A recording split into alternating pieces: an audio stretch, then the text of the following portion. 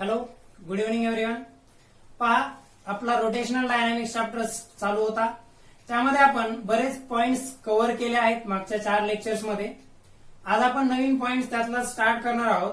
Last lecture मध्ये आपण बँक्ड कर रोड वरती बँकिंग ऑफ रोडचा पॉइंट आपण स्टडी केला होता आणि बँक्ड कर रोड वरती एखाद्या व्हेकलची स्पीड काय असली पाहिजे, मॅक्झिमम आणि मिनिमम. ते मिनिममचं डेरिव्हेशन मी तुम्हाला करायला दिलं होतं, मॅक्झिममचं मी तुम्हाला ऑलरेडी सांगितलेलं होतं. ते जे मिनिममचं जे फॉर्म्युला मी तुम्हाला सांगितला होता त्यामध्ये मी तुम्हाला असं सांगितलं होतं की तुमचं आन्सर असं आलं पाहिजे. त्यामध्ये म्यू मायनस टॅन थिटा होतं, परंतु ऍक्च्युली ते लिहिण्याची चूक झाली होती. ती टॅन थिटा मायनस म्यू पाहिजे होतं. एवढं करेक्शन त्यामध्ये करून घ्या. बाकी जो पार्ट आहे आपला, सो त्यामध्ये आपण मिनिमम मॅक्झिमम स्पीडचं मी पूर्ण डेरिव्हेशन तुम्हाला करून दिलं होतं आणि त्या पर्टिक्युलर बँक्ड कर रोडवरती मिनिमम स्पीड काय असली पाहिजे, म्हणजे मॅक्झिमम लिमिट, स्पीड लिमिट आणि मिनिमम स्पीड लिमिट हे दोन्ही पाहावे लागतील. आपण त्याचं डेरिव्हेशन कम्प्लिटली पाहिलं होतं. पहा, काय काय स्टडी केलं आपण सुरुवातीपासून या चॅप्टरमध्ये. रोटेशनल डायनामिक्स, सर्क्युलर मोशनचे बेसिक स्टडी केले होते. त्यामध्ये uniform circular motion, non uniform circular motion हे दोन्ही पाहिलं होतं. नंतर आपण हॉरिझॉन्टल रोडवरती व्हेकल टर्न घेत असताना कशा प्रकारे त्याची स्पीड मेंटेन झाली पाहिजे, ते कोणत्या कोणत्या फॅक्टर्स वरती डिपेंड असतं. त्यानंतर वेल ऑफ द डेथ मध्ये जी स्पीड असणार आहे ती स्पीड किती असली पाहिजे. त्याच्यानंतर पर्टिक्युलरली बँकिंग ऑफ रोड मध्ये बँकिंग केली आहे रोडची, म्हणजे आउटर एज थोडी इनर एजच्या कम्पॅरिझन मध्ये थोडी रेज केली, एलिव्हेट केली.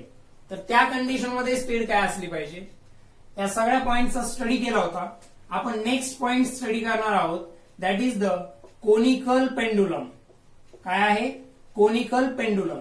कोनिकल पेंडुलम काय असतं पहा, it is a simple pendulum. समजा हा एक फिक्स सपोर्ट आहे, ही एक स्ट्रिंग आहे. आयडियल पेंडुलम साठी स्ट्रिंगच्या कंडिशन काय असतात, दिस इज अ स्ट्रिंग, दोरी आहे. आयडियल पेंडुलम साठी स्ट्रिंगच्या कंडिशन काय असतात, स्ट्रिंग इज वेटलेस, इनएक्सटेन्सिबल. ह्या आपल्या आयडियल कंडिशन आहेत आयडियल सिंपल पेंडुलमच्या. वेटलेस, इनएक्सटेन्सिबल स्ट्रिंग, ठीक आहे. आणि त्या स्ट्रिंगच्या एंडला एक point mass, this is called as a Bob. म्हणजे त्या बॉब म्हणजे काय, तर हे जे मास इथं त्या स्ट्रिंगला अटॅच केलंय ते मास कसं आहे, that is the point mass. म्हणजे entire mass is concentrated at a single point, अशा प्रकारचं असणार आहे. That is the heavy bob. Heavy म्हणजे मास खूप जास्त आहे, परंतु ते एकाच पॉइंटला कॉन्सन्ट्रेट झालेला आहे असं आपण कन्सिडर करतो. या आयडियल सिंपल पेंडुलमच्या कंडिशन आहे.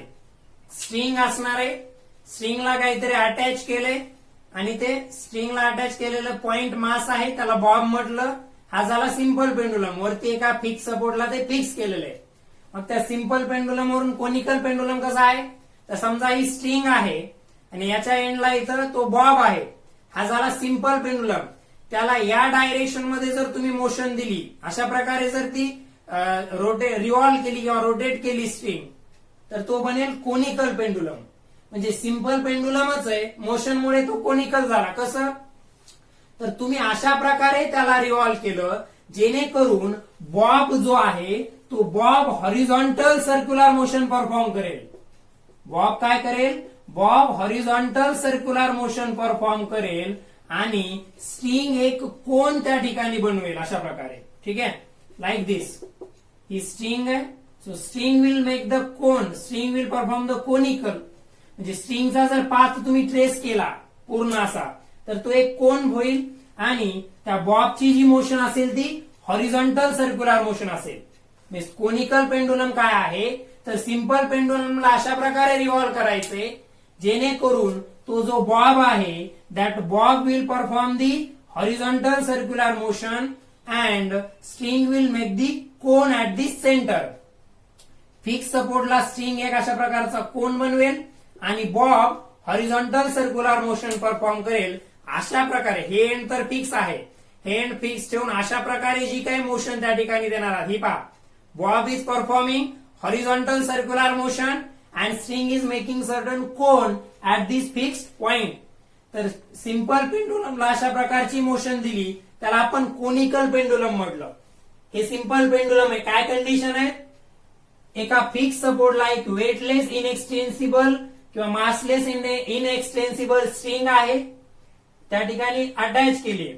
त्यानंतर त्या स्ट्रिंगच्या एंडला एक हेवी पॉइंट मास त्या ठिकाणी अटॅच केलंय, that is a simple pendulum.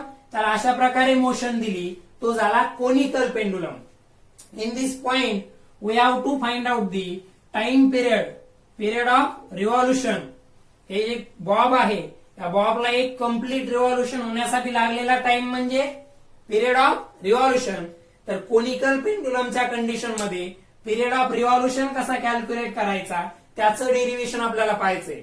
मी तुम्हाला ऑलरेडी सांगितलंय, रोटेशनल डायनॅमिक्स हा मेकॅनिक्स सेक्शन मधला एक इम्पॉर्टंट चॅप्टर आहे. याच्यावरती मिनिमम सर्क्युलर मोशनला जर तुम्ही याच्यामध्ये इन्क्लूड केलं, सर्क्युलर मोशन आणि रोटेशनल मोशनच्या सगळ्या कन्सेप्टचा बंच म्हणजे आपला चॅप्टर आहे रोटेशनल डायनॅमिक्स. त्या रोटेशनल डायनॅमिक्स चॅप्टर मध्ये भरपूर डेरिव्हेशन्स, फॉर्म्युलेज, कन्सेप्ट आहेत, खूप इम्पॉर्टंट आहे. मिनिमम 2 क्वेश्चन्स म्हणजे तुमचे 8 मार्क याच्यावरती डिपेंड आहेत, मिनिमम म्हणतोय मी. ठीक आहे. सो कोनिकल पेंडुलमची कन्सेप्ट लक्षात आली असेल तर विल स्टार्ट द डेरिव्हेशन. आपण त्याचं डेरिव्हेशन स्टार्ट करूया. मी पहा ऑलरेडी सांगितलं होतं, डेरिव्हेशन पाहायचंय तुम्हाला, डेरिव्हेशन स्टडी करायचंय. म्हणजे पर्टिक्युलरली तुम्हाला काय करावं लागतं, तर त्या ठिकाणी डेरिव्हेशन स्टडी करायचे तर डायग्राम पहिल्यांदा तुम्हाला ड्रॉ करता आली पाहिजे. So we are going to calculate और we are going to find the formula for the period of revolution. Period of revolution in case of the conical pendulum. Conical pendulum काय लक्षात आलंय, त्याच्या पिरियड ऑफ रिव्हॉल्युशन साठीचं derivation. So हा एक fix support आहे. समजा अशा प्रकारे ही डायग्राम मी ड्रॉ करतोय. स्ट्रिंग एकाच वेळी 2 ठिकाणी असणार आहे, कोणातरी एकाच पॉइंटला असणार आहे, परंतु स्ट्रिंग अशा प्रकारे रिव्हॉल्व होत आहे, कोन बनवत आहे इथं, आणि एक हॉरिझॉन्टल सर्कल इथं बनवलं आहे. ठीक आहे. पहा, एक जनरल रिप्रेझेंटेशन आहे. हॉरिझॉन्टल सर्क्युलर मोशन दाखवताना थोडं सर्कल असं इलिप्टिकल शेप मध्ये दाखवायचंय आणि व्हर्टिकल सर्कल मध्ये ते पूर्ण सर्कलच्या फॉर्म मध्ये दाखवायचे. मोशन सर्क्युलरच आहे, इलिप्टिकल नाहीये, परंतु ते 3 डायमेन्शनल मध्ये होतं जे काय होतं ते. आणि आपण बोर्डवरती डायग्राम ड्रॉ करतोय त्या 2 डायमेन्शनल असतात. मोशन ही 3 डायमेन्शनल मध्ये होते, आपण डायग्राम ड्रॉ करतोय 2 डायमेन्शनल मध्ये, म्हणून हे limitations. So horizontal circular motion दाखवताना सर्कल थोडं इलिप्स सारखं दाखवायचं, व्हर्टिकल मध्ये ते ऍज इट इज सर्कल दाखवायचे. सो आपला जो सिंपल पेंडुलमचा bob in case of conical pendulum जी मोशन परफॉर्म करतोय that is the horizontal circular motion. या हॉरिझॉन्टल सर्क्युलर मोशन आहे. ठीक आहे. समजा एका सर्टन टाइमला त्याची ही मोशन होत असताना एका सर्टन टाइमला तो बॉब जो आहे तो स्ट्रिंगला अटॅच आहे आणि तो या पॉइंटला आहे. तो बॉब जो आहे तो या स्ट्रिंगला अटॅच आहे आणि तो पर्टिक्युलरली या पॉइंटला. So I redraw the diagram. एवढा पॉइंट रिड्रॉ करतोय मी. सो अशा प्रकारे ड्रॉ करताना थोडी इलिप्टिकल शेप दिसला तरी चालेल. ठीक आहे. या पॉइंटला सध्या तो बॉब आहे समजा, व्यवस्थित हॉरिझॉन्टल. डायग्रामचा प्रॉब्लेम माहिती आहे तुम्हाला आपला सर. सो हा फिक्स सपोर्ट अशा प्रकारे ती स्ट्रिंग कोन बनवेल आणि हे त्याची सर्क्युलर पाथ, कशाचा, त्या बॉबचा हा सर्क्युलर पाथ आहे. ठीक आहे. या पॉइंटला सध्या तो बॉब आहे समजा, इथं त्या सर्कलचा सेंटर आहे. हा फिक्स सपोर्टचा पॉइंट आहे, हा सेंटर नाहीये, कारण मोशन जी होते ती इथं होणार आहे अशी. तो हा जो बॉब आहे तो इथं अशा प्रकारे हॉरिझॉन्टल सर्कल परफॉर्म करणार आहे. इकडे सेंटर नाहीये, सेंटर इकडे असणार आहे. सो या पर्टिक्युलर पॉइंटला तो बॉब असताना त्याच्यावरती ऍक्ट होणारे फोर्सेस पहा. समजा त्या बॉबचं मास जे आहे, जो तो सर्क्युलर मोशन परफॉर्म करतोय ते एम आहे, म्हणजे त्याचं वेट म्हणजे डाऊनवर्ड डायरेक्शनला ऍक्ट होईल ते mg. त्याचं वेट कुठे ऍक्ट होईल, in vertically downward direction. Tension in the string is acting vertically upward. आपण टाइम पिरियड कॅपिटल टी न डिनोट करणार आहेत. टाइम पिरियड कॅपिटल टी न डिनोट करणार आहेत, म्हणून tension in the string me small t0 न डिनोट करतो. ही व्हर्टिकल लाईन आहे, डॉटेड लाईन ड्रॉ केली मी व्हर्टिकल. पर्टिक्युलरली पहा, length of the string is L. ती इकडे एल दाखवा किंवा इकडं, स्ट्रिंगची लेंथ बदलणार नाहीये कारण आपण इनएक्सटेन्सिबल स्ट्रिंग कन्सिडर केली आहे. मग tension along the length towards the fix support, length of the string is L. Vertical सोबतचा या स्ट्रिंगचा अँगल या पोझिशनला बॉब असताना घेतलाय मी थिटा. आता व्यवस्थित लक्ष द्या, इथं मी घेणार तो टेन्शनचा व्हर्टिकल कंपोनंट असेल आणि इकडे जो येईल तो टेन्शनचा हॉरिझॉन्टल कंपोनंट असेल. इकडे येईल तो टेन्शनचा व्हर्टिकल कंपोनंट. अल्टरनेट अँगलचा रूल इथं लागू पडतो. इथं अँगल येईल थिटा. ठीक आहे, by the geometry of figure that is by the rule of alternate angle. हा अँगल इथं थिटा असेल तर हा अँगल सुद्धा थिटा असणार आहे.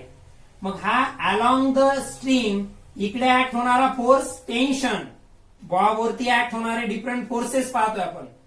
मग हा काय असेल टी कॉस थिटा. पहा, सध्या बॉब या पोझिशनला असताना त्या बॉब वरती दोन फोर्सेस ऍक्ट होत आहेत. एक म्हणजे त्याचं वेट व्हर्टिकली डाऊनवर्ड ऍक्ट होते, दुसरं त्याच्यावरती त्याला इकडे ओढणारा एक फोर्स ऍक्ट होतोय, that is the tension in the string.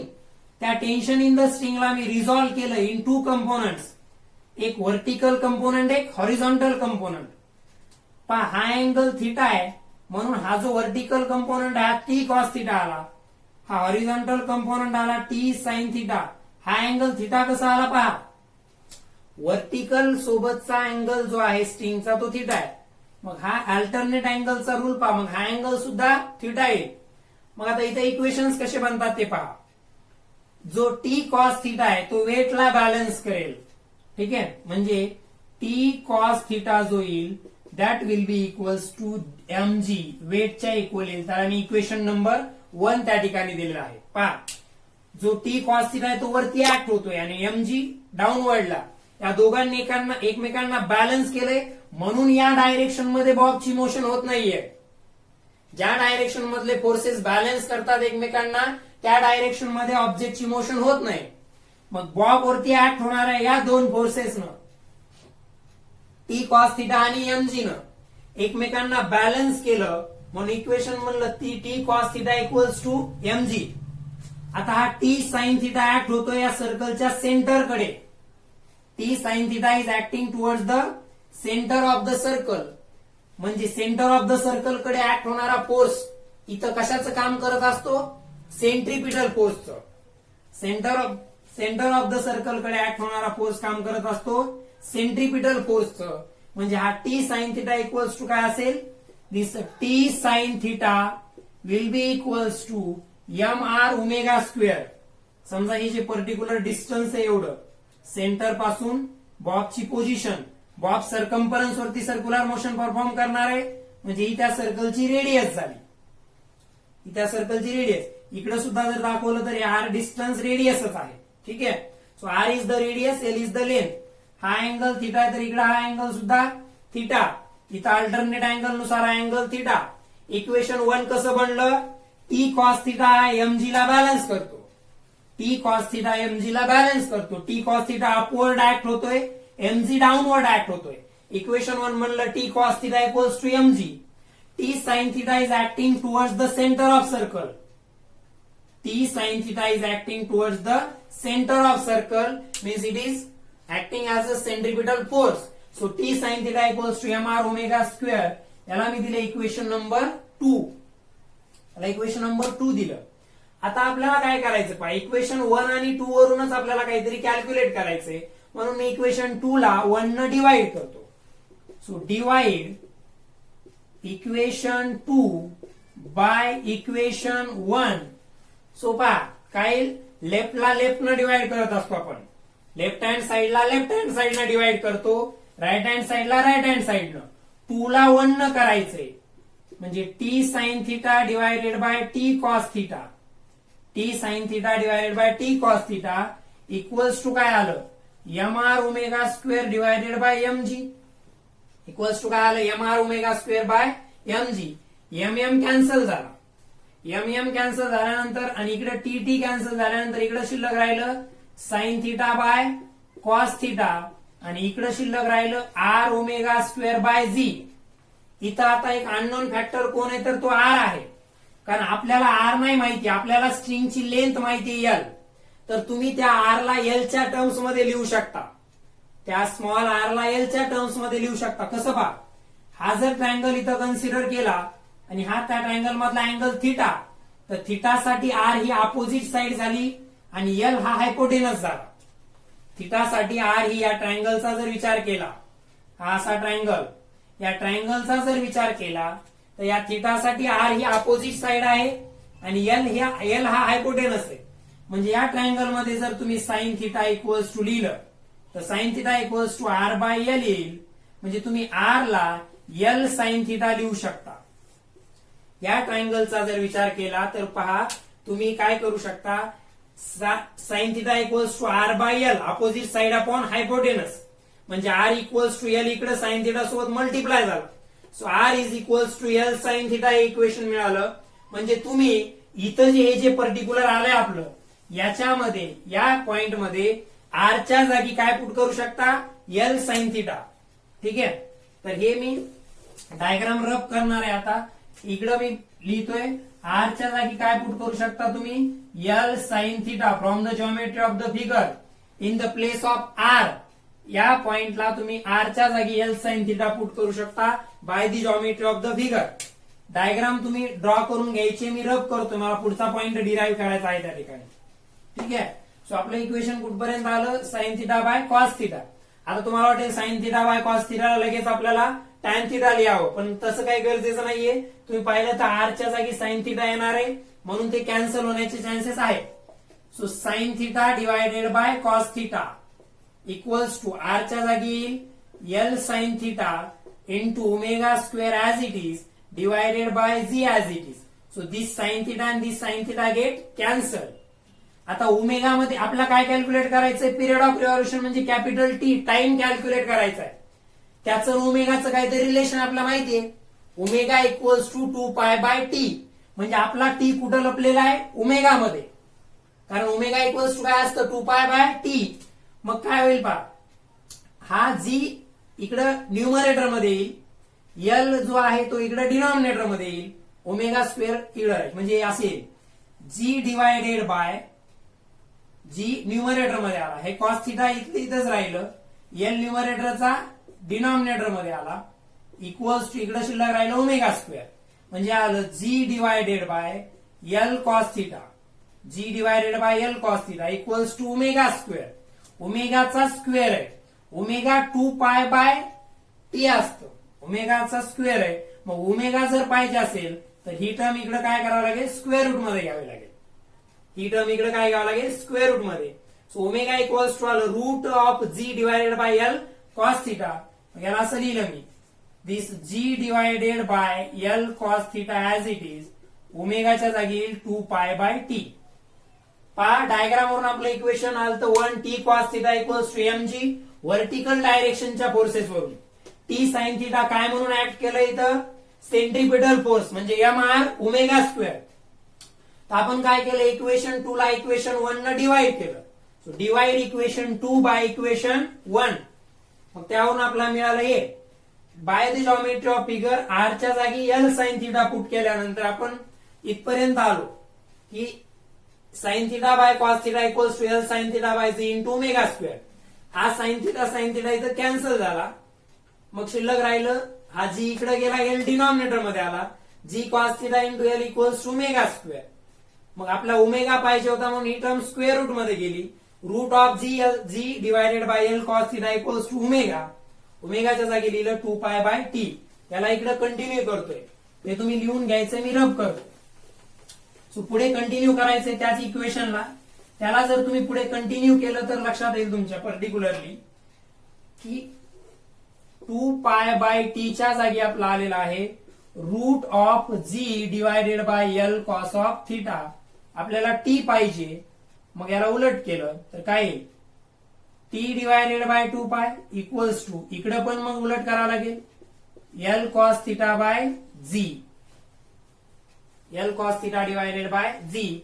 तर हे टी इक्वल्स टू काय आलं, हा 2 तिकडं मल्टिप्लाय झाला, किंवा डायरेक्टली इथं 1 बाय टी ची व्हॅल्यू येऊन जाईल तुम्हाला. ठीक आहे, ठीक आहे, याला ऍज इट इज राहू द्या. सो 2 इथं न्यूमरेटर मध्ये इकडे डिनॉमिनेटर मध्ये जाईल. हे पहा इथं 1 बाय टी मी ऍज इट इज ठेवतोय, इथं 1 बाय टी मी ऍज इट इज ठेवला, टी त्या 1/t चा रेसिप्रोकल असणार आहे. So 1/t as it is ठेवला, 2π न्यूमरेटर मध्ये इकडे डिनॉमिनेटर मध्ये गेला म्हणजे 1/2π आलं, आणि इथं रूट मध्ये g divided by L cos of theta. 1/t reciprocal of time period frequency असते म्हणजे n इक्वल्स टू आलं 1/2π root of G L cos theta. हा फ्रिक्वेन्सीचा फॉर्म्युला आला. n म्हणजेच 1/t चीच व्हॅल्यू ऍज इट इज आहे. फ्रिक्वेन्सी म्हणजे रेसिप्रोकल ऑफ टाइम पिरियड चीच व्हॅल्यू ऍज इट इज आहे. So frequency n equals to 1/2π root of G by L cos theta ते आलं. टी ची व्हॅल्यू काय आली असती, 2π न्यूमरेटर मध्ये, एल कॉस थिटा न्यूमरेटर मध्ये, जी डिनॉमिनेटर मध्ये आला असता. ती टाइम पिरियडची व्हॅल्यू राहिली असती. ही झाली फ्रिक्वेन्सीची value. So this is how we can calculate the frequency and time period in case of the conical pendulum. Conical पेंडुलमच्या कंडिशन मध्ये पर्टिक्युलरली टाइम पिरियड आणि फ्रिक्वेन्सी कशा प्रकारे कॅल्क्युलेट करायची त्यासाठीचं हे डेरिव्हेशन पाहिलं आपण. त्या डेरिव्हेशन मध्ये आपण पहिल्यांदा डायग्राम ड्रॉ केली होती. त्याच्या अगोदर कोनिकल पेंडुलम काय असतं हे समजून घेतलं. तर कोनिकल पेंडुलम हे त्याला मोशन कशी दिली त्यावरून पडलेलं नाव आहे. त्याचा Bob horizontal circular motion perform करतो आणि स्ट्रिंग एक कोन त्या ठिकाणी तयार करते. हे आपण त्यामध्ये पाहिलं. आता पुढचा पॉइंट पाहणार आहोत. त्याच्या अगोदर डेरिव्हेशन व्यवस्थित नोट डाऊन करायचंय. परत मी जशी सांगितली तशी डेरिव्हेशनची प्रॅक्टिस सुद्धा करायची आहे. ओके. सो फ्रिक्वेन्सीचा फॉर्म्युला आला 1/2π root of G divided by L cos theta. G ची व्हॅल्यू फिक्स आहे. जी ची व्हॅल्यू फिक्स आहे याचा अर्थ एल ला आणि कॉस थिटा हे ऑलरेडी इनव्हर्स फंक्शन आहे त्यामुळे त्याला थोडं बाजूला ठेवा. समजा थिटा फिक्स आहे तर दिलेल्या लेंथ साठी जेवढी लेंथ जास्त तेवढी फ्रिक्वेन्सी कमी, लेंथ कमी तेवढी फ्रिक्वेन्सी जास्त. लेंथ फिक्स असेल तर थिटावर कसं डिपेंड असणार आहे. थिटाला जरी तुम्हाला इथं दिसताना काय दिसतंय की फ्रिक्वेन्सी कॉस थिटाला इनव्हर्सली प्रपोर्शनल आहे. फ्रिक्वेन्सी कॉस थिटाला इनव्हर्सली प्रपोर्शनल आहे. पण कॉस हे ऑलरेडीच इनव्हर्स फंक्शन आहे म्हणजे थिटाची व्हॅल्यू जास्त असेल. व्यवस्थित पहा, थिटाची व्हॅल्यू जास्त असेल तर कॉस थिटाची व्हॅल्यू कमी असेल म्हणजे एन ची परत जास्त असेल. थिटाची व्हॅल्यू जास्त असेल तर कॉस थिटाची व्हॅल्यू कमी असते म्हणजे एन ची परत जास्त, आणि थिटाची कमी असेल तर कॉस थिटाची जास्त असेल म्हणजे एन ची कमी असेल. याचा अर्थ एन कॉस थिटाला जरी इनव्हर्सली प्रपोर्शनल असेल तरी तो थिटाला मात्र डायरेक्टली प्रपोर्शनल आहे. रिझन आहे cos is the inverse function. ठीक आहे. सो हे झालं time period and frequency of the conical pendulum. ठीक आहे. याच्यानंतरचा पॉइंट आपल्याला स्टडी करायचा आहे तो आहे व्हर्टिकल सर्क्युलर.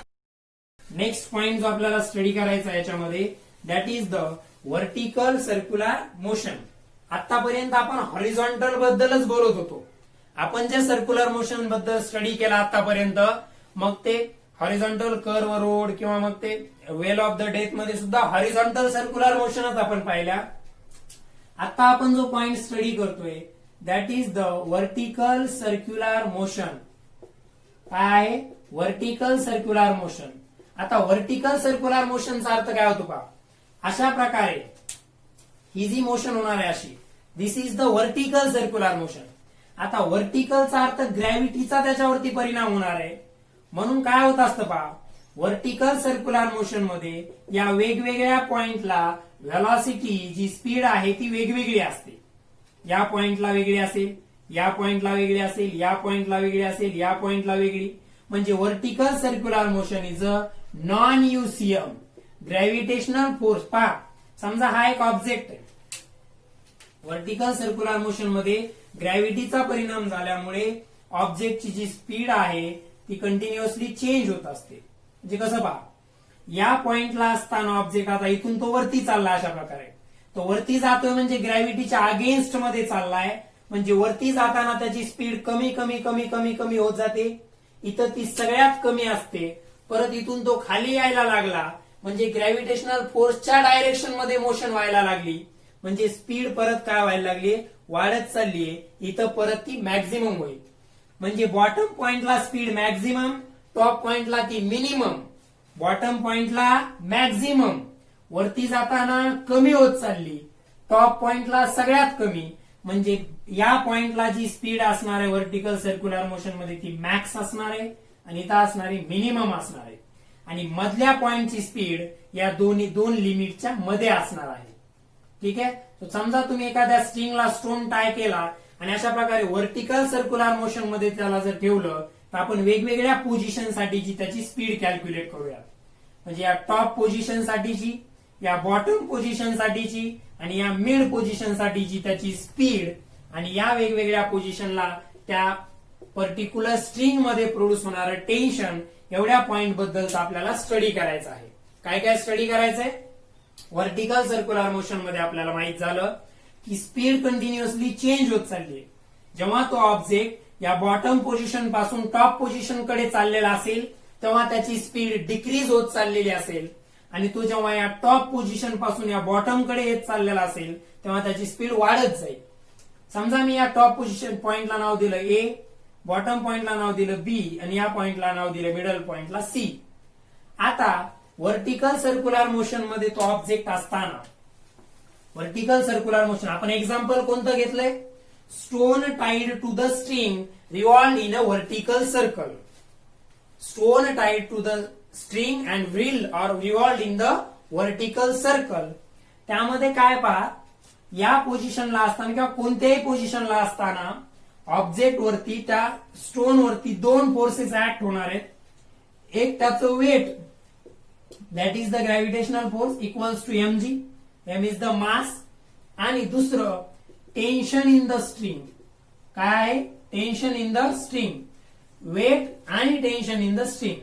तर वेट तर त्या बॉबवरती कोणत्याही पोझिशनला तो असो, इथं असेल तरी व्हर्टिकली डाऊनवर्डच आहे, इथं असेल तरी व्हर्टिकली डाऊनवर्डच आहे आणि इथं असेल तरी व्हर्टिकली डाऊनवर्डच आहे.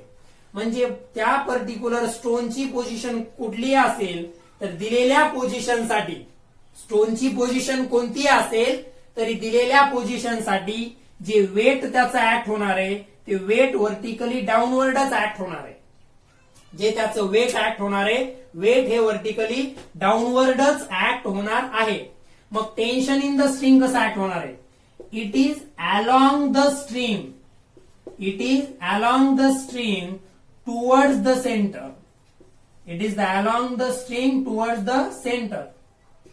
म्हणजे कसं पहा, या पॉइंटला बॉब असताना हे झालं सेंटर, या पॉइंटला तो टेन्शन इन द स्ट्रिंग आहे ते टुवर्ड्स द सेंटरच ऍक्ट होणार आहे. Along the string towards the centre. म्हणजे या पॉइंटला असताना ते इकडे ऍक्ट होईल, या पॉइंटला असताना ते इकडे ऍक्ट होईल, या पॉइंटला असताना इकडे ऍक्ट होईल. टेन्शन इन द स्ट्रिंग पहा व्यवस्थित. तुम्ही काय केलं, एक स्टोन त्या ठिकाणी टाय केलेला आहे, कशाला?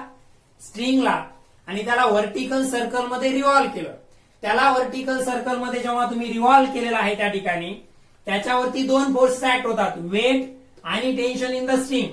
तर वेट तर त्याच्या प्रत्येक पोझिशनला व्हर्टिकली डाऊनवर्डच ऍक्ट होणार आहे, मात्र टेन्शन इन द स्ट्रिंग जे आहे ते अलॉंग द स्ट्रिंग असणार आहे टुवर्ड्स द सेंटर. म्हणजे इथं असताना इकडं सेंटरकडे, इथं सुद्धा असताना असं इकडं सेंटरकडे. अशा प्रकारे हे दोन फोर्सेस या वेगवेगळ्या पोझिशनला तो ऑब्जेक्ट, तो स्टोन असताना त्या स्टोन वरती त्या सर्क्युलर मोशन मध्ये ऍक्ट होणार आहे, हे त्या ठिकाणी लक्षात घ्या. आता डायग्राम मध्ये ऍक्च्युअली मी ते फोर्सेस ऍक्ट होत असताना दाखवणार आहे प्रत्येक पॉइंटला तो ऑब्जेक्ट किंवा तो स्टोन असताना. So this is the circle. ती सर्क्युलर मोशन इथं ड्रॉ करायची आहे. या पॉइंटला ऑब्जेक्ट असताना फोर्सेस पहा, त्याचं मास m आहे, इकडे ऍक्ट होईल, त्याच्यावरती ऍक्ट होणार त्याचं वेट mg आणि त्याच डायरेक्शन मध्ये ऍक्ट होणार आहे टेन्शन इन द स्ट्रिंग. त्यानंतर पर्टिक्युलरली परत पहा, या पॉइंटला असताना वेट mg व्हर्टिकली डाऊनवर्ड आणि tension in the string upward. आता या ए, बी किंवा सी या सगळ्या पॉइंटला टेन्शन स्ट्रिंग मधलं सारखं नसतं, व्हर्टिकल सर्क्युलर मोशन आहे, त्यामुळे टेन्शन या सगळ्या पॉइंटला सारखं नसणार आहे. त्यामुळे त्यांची सिम्बॉल थोडे सफिक्स वेगळे देतो. इथं TA या पॉइंटला असताना जे टेन्शन इन द स्ट्रिंग असणार इट इज अ TB, आणि समजा या पॉइंटला असताना जे टेन्शन इन द स्ट्रिंग असणार it is a TC. This is acting like this, आणि याचं वेट इकडे ऍक्ट होणार आहे mg. आता इथं वेगवेगळ्या पॉइंटला आपल्याला व्हेलॉसिटीज फाइंड आउट करायच्या. त्या स्टोनच्या वेगवेगळ्या पॉइंटला काय व्हेलॉसिटीज असणार आहे त्या व्हेलॉसिटीज आपल्याला इथं पर्टिक्युलरली फाइंड आउट करायच्या आहेत. त्या कशा प्रकारे फाइंड आउट करायच्या ते पहा. की आपल्याला एक अझम्पशन करायचे की स्ट्रिंग जी आहे अशा प्रकारे तुम्ही त्याला रिव्हॉल्व करत असताना जेव्हा तो स्टोन व्हर्टिकल डायरेक्शन मध्ये टॉप पोझिशनला असेल तेव्हा स्ट्रिंग सगळ्यात जास्त स्लॅक होईल.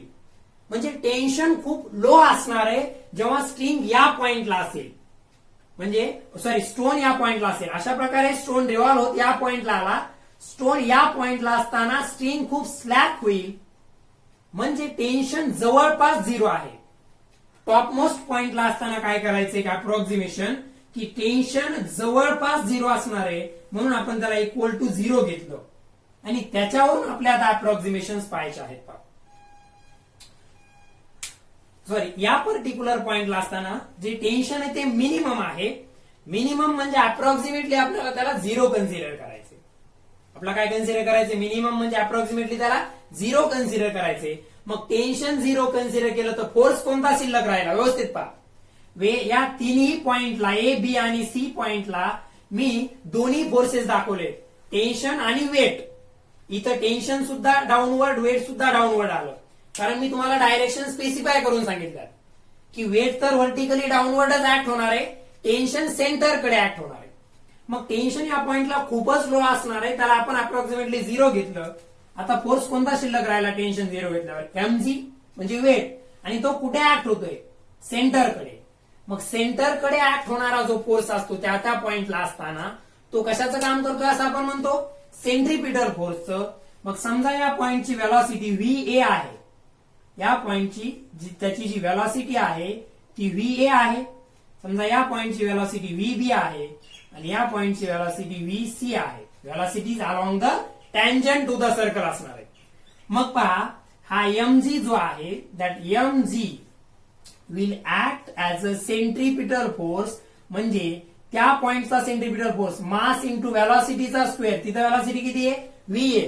सो mv स्क्वेअर, समजा याची रेडियस r आहे, तर mv square upon r equals to आलं mg. हा m कॅन्सल झाला, म्हणजे VA स्क्वेअर इक्वल्स टू आलं rg.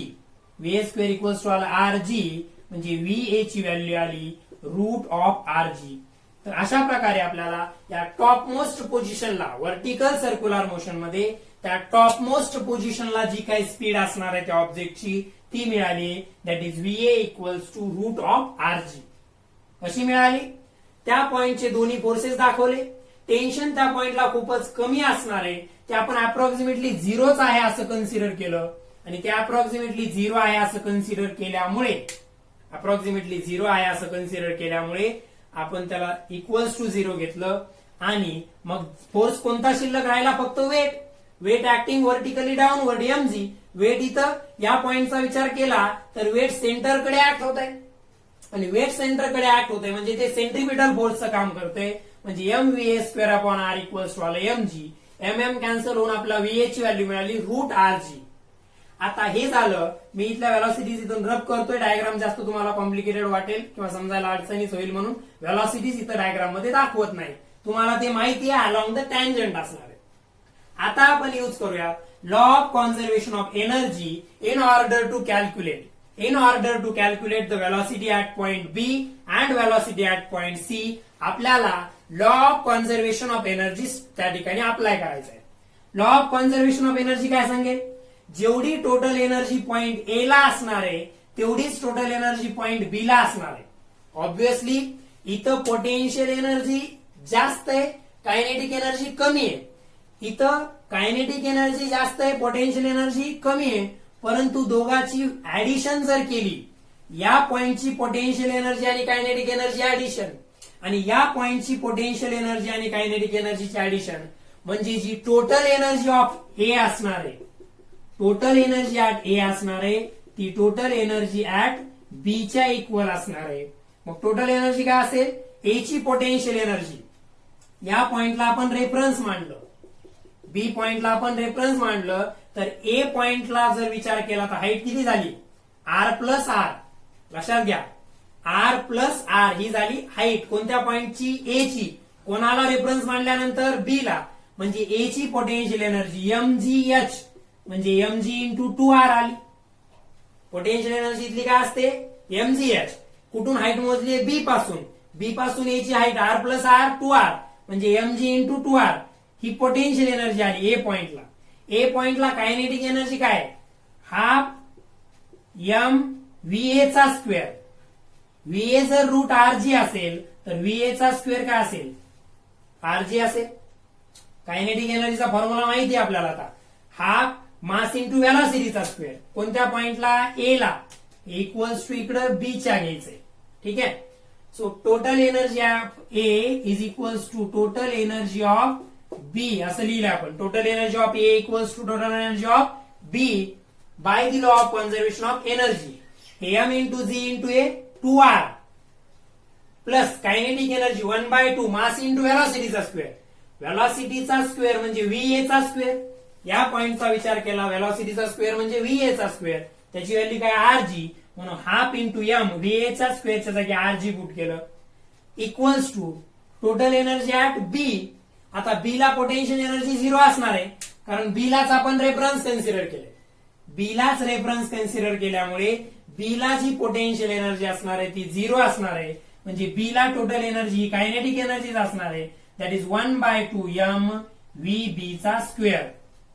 1/2 m vb चा स्क्वेअर. तर आता व्यवस्थित लक्षात घ्या आपल्याला कॅल्क्युलेट करायची ही व्हीबी बी पॉइंटची व्हेलॉसिटी. आपल्याला कॅल्क्युलेट करायची व्हीबी म्हणजे बी पॉइंटची व्हेलॉसिटी. या दोघातून एम कॉमन येईल आणि तो या एम सोबत काय होऊन जाईल कॅन्सल होऊन जाईल. आता पहा हा 2 जो आहे इकडं मल्टिप्लाय होईल. हा 2 इकडं मल्टिप्लाय होईल. इथं 2 मल्टिप्लाय झाला तर 2 मल्टिप्लायड बाय 2 किती झालं 4 gr प्लस इथं 2 न मल्टिप्लाय या 2 न या दोन्ही टर्म्स न मल्टिप्लाय होईल. इथं मल्टिप्लाय केलं तर 2 इंटू 2 4 इंटू ए जी आर आलं. इथं मल्टिप्लाय केल्यानंतर 2 2 कॅन्सल होऊन इथं फक्त जी आर शिल्लक राहिलं इक्वल्स टू व्हीबी चा स्क्वेअर 4gr प्लस gr इकडे लिहितोय ते it is a 5gr equals to VB चा स्क्वेअर म्हणजे VB equals to root of 5gr हे इक्वेशन मिळालं. म्हणजे velocity at point B is equals to root of 5gr इथपर्यंत आपल्याला इक्वेशन मिळालं. काय यूज केलंय ए आणि बी मध्ये law of conservation of energy. याला जर व्यवस्थित पाहिलं तर तुमच्या ते लक्षात येईल. Potential energy of A plus kinetic energy of A equals to kinetic energy of B. कारण बी ला पोटेन्शियल एनर्जी 0 घेतली कारण त्यालाच आपण रेफरन्स पॉइंट मांडलेलं आहे. या दोघांमधून एम कॉमन येईल तो या एम सोबत कॅन्सल झाला. इकडे 1/2 व्हीबी स्क्वेअर शिल्लक उरलं होतं. हे 2 इकडे मल्टिप्लाय केलं म्हणजे दोघांनाही मल्टिप्लाय करावं लागेल. इथं मल्टिप्लाय केलं तर 2 2 चा 4 आलं म्हणजे 4gr. इथं मल्टिप्लाय केल्यानंतर 2 2 कॅन्सल होऊन फक्त gr शिल्लक राहिलं म्हणजे बी पॉइंटची व्हेलॉसिटी आली रूट 5gr. तर पहिल्यांदा एवढं नोट डाऊन करायचंय कारण बोर्डवरती आता जागा शिल्लक नाहीये. सी पॉइंट साठी परत तेच करायचं. डायग्राम मी रब करणार नाहीये कारण डायग्रामची आपल्याला आवश्यकता आहे. सो आता सी पॉइंट साठी परत तेच law of conservation of energy आता ए आणि सी मध्ये अप्लाय करायचा. आधी ए आणि बी मध्ये केला कारण ए ची व्हेलॉसिटीची व्हॅल्यू आपल्याला नोन होती. बी ची कॅल्क्युलेट करायची होती म्हणून ए आणि बी मध्ये अप्लाय केला. आता बी ची पण माहित झाली त्यामुळे तुम्ही आता ए आणि सी मध्ये अप्लाय करा किंवा बी आणि सी मध्ये अप्लाय करा तुम्हाला आन्सर मिळेल. आता काय टोटल एनर्जी ऍट कुठे कोणत्या पॉइंटला C equals to total energy at point H घेतो मी समजा. सो सी पॉइंटचा जर विचार केला तर पोटेन्शियल एनर्जी mgh म्हणजे mgr कारण बी ला आपण रेफरन्स मानलेलं आहे. सगळ्या कंडिशन मध्ये रेफरन्स कोणाला मानलं रेफरन्स पॉइंट बी ला. मग बी पासून सी ची व्हर्टिकल हाईट किती आहे आर एवढी. असं नसतं मोजायचं हाईट कधी व्हर्टिकलीच मोजायची. म्हणजे सी ची potential energy mgr plus C ची कायनेटिक एनर्जी 1/2 m vc चा square equals to total energy at A. Potential energy काय असते ए ची mg2r plus kinetic energy 1/2 m va चा स्क्वेअर. va चा स्क्वेअर आपल्याला माहिती आहे. va च्या स्क्वेअरची व्हॅल्यू आपल्याकडे आली आहे gr एवढी. हा m आणि m काय झाला कॅन्सल झाला. मला vc स्क्वेअर माहिती पाहिजे म्हणून मी हा 2 तिकडं मल्टिप्लाय करतोय परत. पहा परत ही mgr ही सी पॉइंटची potential energy, half M V C square ही सी पॉइंटची kinetic energy, mg2r equals to कशाचे केलं ते potential energy of point A plus kinetic energy of point A. A ची कायनेटिक एनर्जी एवढी काय येते ते आपण ऑलरेडी पाहिलं. मग इकडे शिल्लक राहिले 1/2 एम व्हीसी चा स्क्वेअर इक्वल्स टू इथं शिल्लक आहे 2gr आणि हे 1/2gr, हे 2gr प्लस 1/2gr. हा जो आहे पर्टिक्युलरली gr, हा gr तिकडे जाऊन मायनस होईल म्हणजे हा मायनस gr. सो इथं शिल्लक राहिलं 1/2, सॉरी एम कॅन्सल झालेला आहे, फक्त शिल्लक काय राहिलंय 1/2 VC square. So 1/vc square equals to 2gr minus gr एवढं शिल्लक राहिलं. आणि हे पहा 2gr मायनस gr काय शिल्लक राहिलं gr प्लस हे 1/2gr, 1gr आणि अर्धा gr किती आलं हे 3/2gr एवढी त्याची व्हॅल्यू आली. तर हा 2 आणि हा 2 कॅन्सल झाला म्हणजे व्हीसी स्क्वेअर इक्वल्स टू आलं 3gr. तर व्हीसी इक्वल्स टू आलं root of 3gr. VC equals to काय आलं रूट ऑफ 3gr. ठीक आहे, इथं लक्षात आलंय का पहा 2gr minus gr 1gr plus हा half gr, 1gr plus half gr is 3/2gr. हा 2 आणि हा 2 डिनॉमिनेटर मधले कॅन्सल झाले. VC square equals to 3gr म्हणजे V C equals to root of gr. ही सी पॉइंटची त्या पर्टिक्युलर व्हर्टिकल मोशन मध्ये असलेल्या ऑब्जेक्टच्या व्हेलॉसिटीची व्हॅल्यू. तर हे परत व्यवस्थित नोट डाऊन करायचं आहे. आता पहा तिन्ही पॉइंटच्या व्हेलॉसिटीच्या व्हॅल्यूज आपण पाहिल्या, तर त्यावरून तुमच्या काय लक्षात आलं कुठे ती मॅक्झिमम आहे आणि कुठे मिनिमम आहे. तर ती ए पॉइंटला आहे रूट gr, ती बी पॉइंटला आहे रूट 5gr आणि ती सी पॉइंटला आहे रूट 3gr. म्हणजे ती टॉप मोस्ट पॉइंटला सगळ्यात कमी आहे आणि बॉटम मोस्ट पॉइंटला ती सगळ्यात जास्त आहे. मिडल पॉइंटला ती या दोघांच्या मधली व्हॅल्यू आहे. सो हा झाला point velocities at different point in vertical circular motion. ठीक आहे, तर आपण त्यामध्ये टेन्शन फाइंड आउट करण्याचा पॉइंट आपण नेक्स्ट लेक्चर मध्ये बघूया. Okay, thank you.